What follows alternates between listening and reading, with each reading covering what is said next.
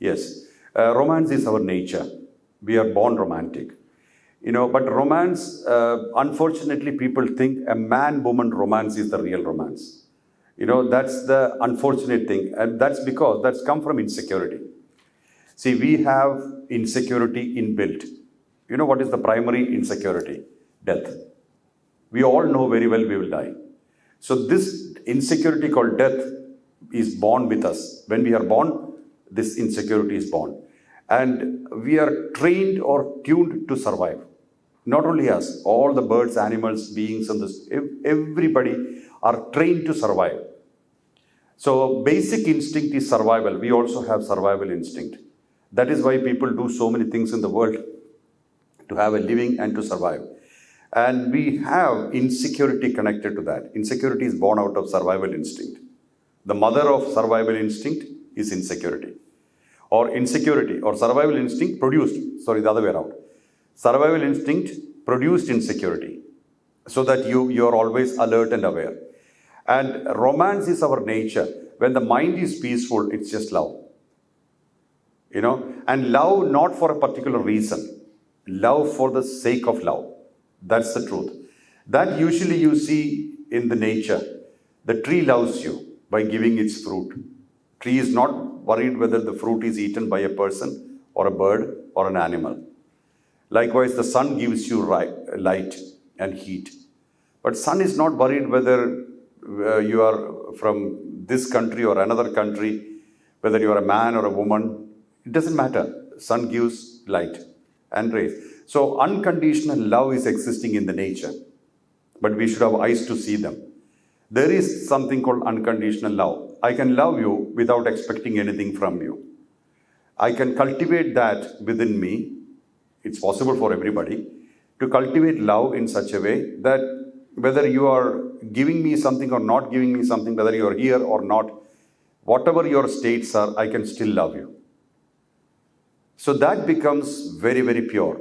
But usually we don't see that love on earth. What do we see? Conditional love. You do this thing to me, I love you. If you don't do this, I don't love you. That's what we are used to. But that's only in the context of human beings. Because we have refined intellect, we are supposed to love unconditionally. Our intellect is much advanced, which created all these inventions here. And we need to know that we are love incarnates. We have to understand that. And if we take our position on earth as a responsibility, we will only love. So unconditional love is definitely possible. Divine romance is your ability to love all beings as yourself. This is divine romance, not romancing the divine. Because when you say romancing the divine, it's an illusion many times. I'm in love with Krishna, I'm in love with Jesus, I'm in love. Then somebody argues with you, then all the love is lost. In certain environment, in certain condition, you are able to love, that's nothing. In all environment, all conditions, you are able to love. Then you are matured. That's a sign of spiritual maturity. You are love all the time. You cannot give anything else. Just love. That's the story of Shiva, the concept of Shiva, the state called Shiva. That is spontaneous love. Spontaneous love. Even when Ravan is a very egoistic man. When he pleased him, Shiva tore part of his soul and made into a Shivalinga and gave it to him.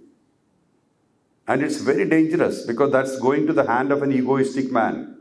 Shiva never thought about it. Then others had to think about it. Because he's love. He cannot do something else. He melts in romance. He melts in love. That's the state of Shiva. So that why Shiva is represented like that? Because that's one of the aspirations of a yogi. When you are a true yogi, you are aspiring to be in that state where you are just love. There's nothing else. And that's the romance we have in us all the time. So we are romantic. We are romantic by nature. If you look within, you only see romance. And we looking at all every aspect of earth, everything around us, and we feeling love towards it. When we have self-respect, self-esteem, self-love, self-acceptance, this is divine romance.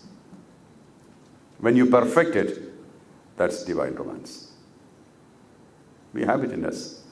Because without divine romance, we cannot live.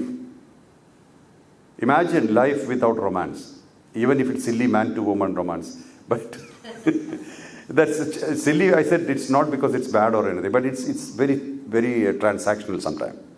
You do this to me, I will love you. Otherwise, I don't love you. That's very silly.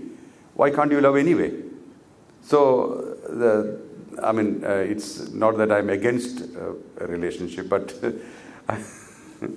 but we need to know that there is a love, possibility of a love beyond dimensions.